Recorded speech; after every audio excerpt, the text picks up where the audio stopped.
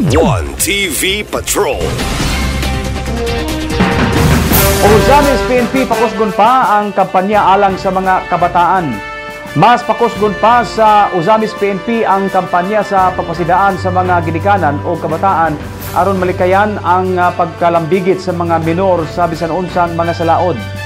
Nagkanayon si WCPD Chief Police Major Eurydice Dispi Revellas nga kung binulan ang ilang pagbisita sa mga barangay alang sa kampanya sa mga kabataan, nining higayuna mas dublihon pa sa buhatan.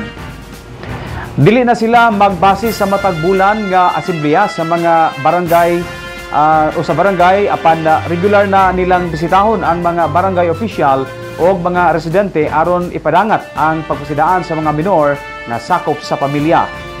Sa nasara ni Police Major Eurydice Dispi Revellas nga wala sukad sa Usamis nga adunay mga ginikanan nga nakasuhan human makakumit og salaod ang ilang minor nga mga anak. Panining higayon na posibleng aduna na kun hugtan ang pagpatuman sa Republic Act 7610 sa dakbayan sa Usamis.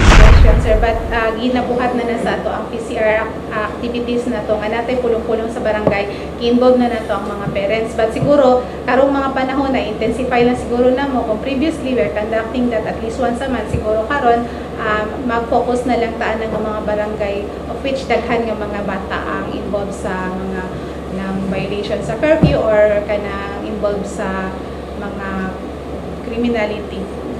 Nahagihapon sir, nahagihapon siya tulubagon under RA 7610. Dili lang manggod mag-end siguro sa laing ng mga tao ang mga violation sir, no, but kita mismo as ginikanan nagihapon ta. Siguro sir wala pa tayo na practice, wala pa tayo na file na diri sa Usamis City, but definitely one of these days pag may evaluate na to sir nga na-adjoy neglect nga gibuhat ang ginikanan the parents, we will recommend the filing of the case ana ng mga ginikanan. So posible so pohod ra yes, sa sir. pagana. Yes.